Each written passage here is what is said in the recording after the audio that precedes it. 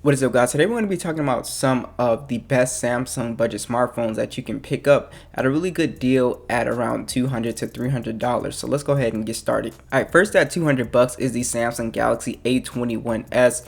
I really like this phone when I first got my hands on it. Again, it's 200 bucks right now, and it's got, not a terrible design. It feels solid in the hand. It's just a plastic phone, but I think the design actually looks pretty good for this price point. It's got a massive 6.5-inch display. It's a PLS IPS display, 720p plus and 270 for the PPI. It's actually got the punch hole, pretty respectable bezels. Overall, I was pleased with the display, especially for 200 bucks. It got fairly bright and it has a punch hole. So overall, I did not have any complaints with this display. Now you do have Android 11 on here. You can get that update with One UI 3.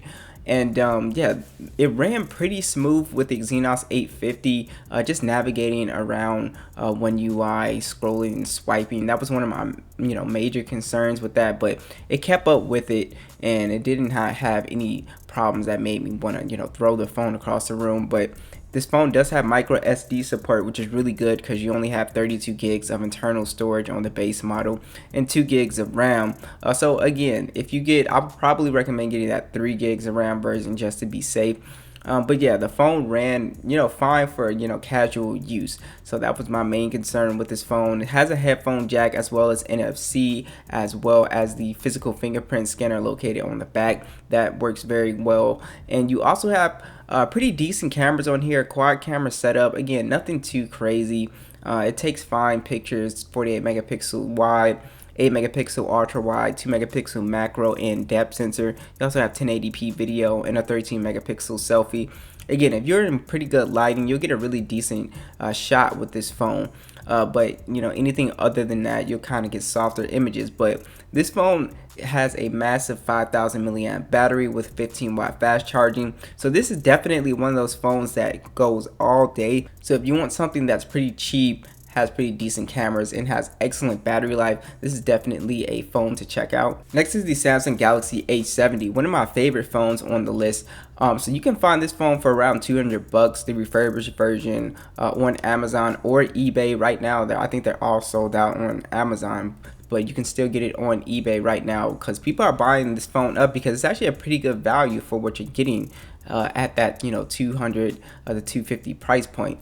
So it's just a plastic design, nothing too fancy on this phone. It feels good in the hand. It doesn't feel super cheap or super light. So you do have on here a Super AMOLED display, so you have a beautiful display right off the bat. And it's a pretty big phone at 6.67 inches. You have a little water drop notch, pretty respectable bezels on here. It's a 1080p display, 393 for the PPI. Had zero issues with the display on here. It was a really nice looking AMOLED panel on here, very bright and vibrant colors.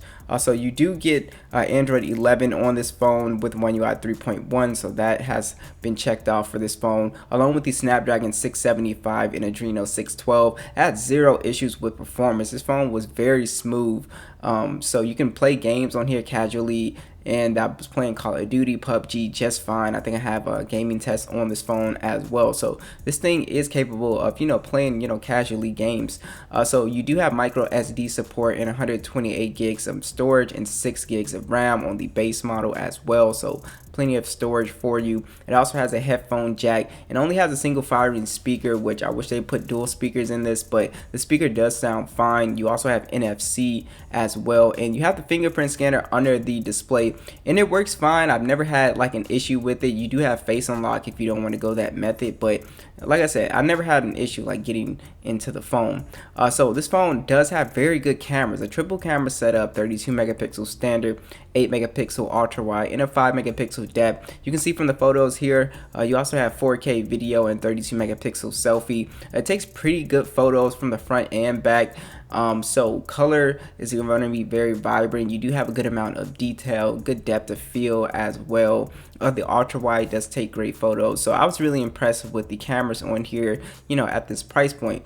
So this phone does have a pretty decent sized battery as well, a 4,500 milliamp battery with some pretty respectable fast charging as well at 25 watts. So I was able to get through a full day of use with this phone no problem. So I really like the Galaxy A70. Next is the Samsung Galaxy A32. This phone is trending around 250 right now, and again, all links will be down below. I really like this phone. I think Samsung made some pretty good moves with this phone, especially for the price point. I think it's competing with some of the other phones, and it does a good job.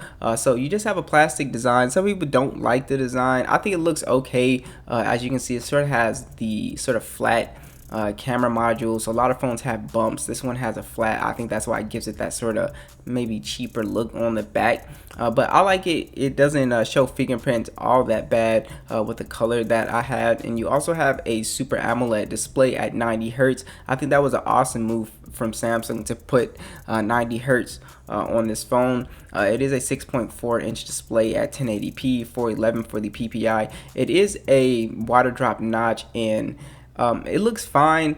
I was expecting them to use the punch hole, but you'll see they use it in the A52 to sort of persuade you to get that one. But if that doesn't bother you, the display looks fine. You do have a little bit of bezel, but the display does look really good and vibrant. So you do have Android 11 out of the box with the latest version of One UI. You have the Media Heliotech G80 on here and the Mali G52. So this is not going to be like a a gaming phone, a powerful phone like that. I really just was using it casually, like I feel most people would. So you can play games on here just fine. Just know you're not going to be like maxing graphics out and stuff like that. It's really just for casual gaming. You do have micro SD support with 64 gigs of internal storage with 4 gigs of RAM as well. So performance again was fine on this phone. You do have a headphone jack, which is great. A single firing speaker sounded fine on here. You also have NFC on this guy as well as a fingerprint scanner under the display.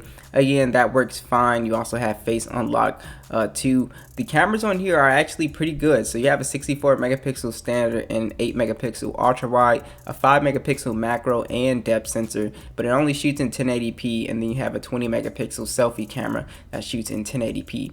The camera quality was pretty good on here. You got pretty decent colors on here, pretty good depth of field. The macro camera does work, and it's pretty fun to play with as well. So I really like the A32's cameras. I feel like they didn't cut corners too much with this. It gives out good image color as well. So you do have a massive 5,000 milliamp battery on this phone, which I think is another highlight with this guy. This phone is pretty hard to kill in a day, but it's got 15 watt fast charging, so charge is a little bit slow to me. But battery life is excellent on here. You can definitely get through a full day's use for sure. Next is the Samsung Galaxy S10e. This is my personal favorite on the list. Right now it's $295. This phone is being ignored, and it's extremely good, especially if you're somebody that wants a more compact device. This phone is just awesome. So $295, you're getting a flagship design aluminum frame, glass back on here, also IP68 dust and water resistant as well, and again a more compact design for 2021 anyway.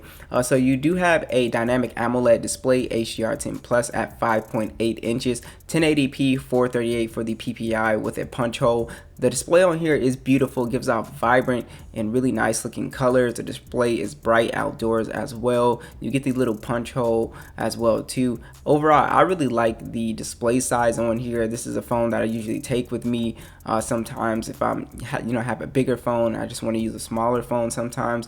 Then this is the go-to phone for me.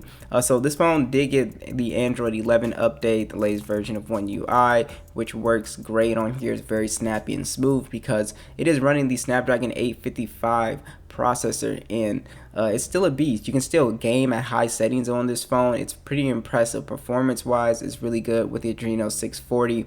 You also have micro SD support and 128 gigs of internal storage along with 6 gigs of RAM as well. This phone actually has pretty loud and crisp sounding stereo speakers, very good sounding stereo speakers on here, so that's something I really love. It retains the headphone jack as well, which is great. You also have NFC and all of the little Samsung features like the Samsung desktop support and the reverse wireless charging on here. So it's like a little flagship, honestly, for $295. It's just an excellent deal to me. You also have on here excellent cameras. It's just a dual camera setup, 12 megapixel standard, 16 megapixel ultra wide, 4K video on the front and back with a 10 megapixel selfie. And the camera quality, as you can see, it takes great photos, especially with punchy colors. You also get pretty good detail. The ultra wide retains a lot of detail and does a pretty good job with color as well. Overall, I think anybody will be satisfied with the cameras on here. I don't think anybody will be feel like they got let down. Also, video is really solid on this phone as well. Now, you also have a 3100 milliamp battery with 15-watt fast charging, which to me again is a little bit slow. You also have wireless charging as well as reverse wireless charging. So overall, this phone is a beast. I think battery life, screen on time, I usually get around 6 hours, which isn't crazy, but you're paying for the size of the phone because it is a smaller phone. But battery life is fine, but it's nothing that drove me crazy. So S10e is definitely a must look at. Next is the Samsung Galaxy A52. This phone comes in at around $350, so I think the most expensive phone on this list if you get it new. But this is an excellent phone. So it does not have a premium design on here, but it looks like it has a premium design. So it is a plastic phone, but it has a really nice matte back and a really nice design that gives it a little bit more expensive look to it. It's actually IP67 dust and water resistant as well, which is pretty cool.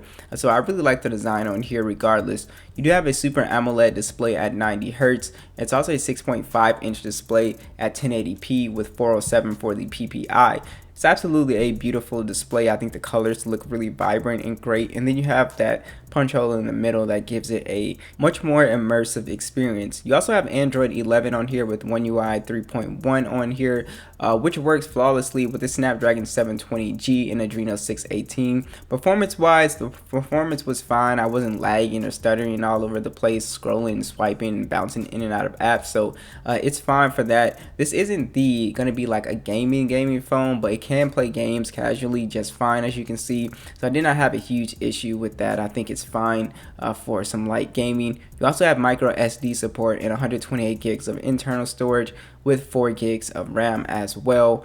So this phone does have stereo speakers, which is a really nice addition that they added. They sound great, very loud, very crisp, has a nice bass punch to them. I was really impressed with that. And the under display fingerprint sensor does work respectably fast too as well, so it does not feel slow, which is something that I really like. And you also have that option of face unlock. So this phone does have some excellent cameras for a mid-ranger, a quad camera setup, 64 megapixel standard along with a 12 megapixel ultra wide, along with a 5 megapixel macro and depth sensor. You also have a 32 megapixel selfie with 4K video on the front. As you can see from the cameras, I really like the image processing with the color on this phone. I think it nails colors really well, better than some other Samsung phones. So I was really impressed with that. I felt like I was getting more natural looking colors, especially with the trees and stuff. But as you can see, great colors, great detail. The depth of field was pretty good. The macro camera was very fun to play with. This also has pretty solid video too, so I was really impressed with this phone. The selfie camera was really nice too. So the A32 does take some excellent photos for a mid-ranger. You also have a 4500 milliamp battery with 25-watt fast charging on here.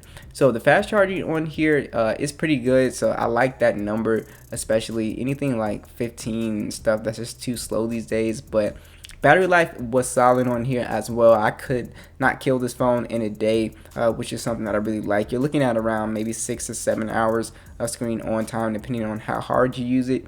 So what do you guys think? Be sure to let me know, and I'll catch you guys in the next one.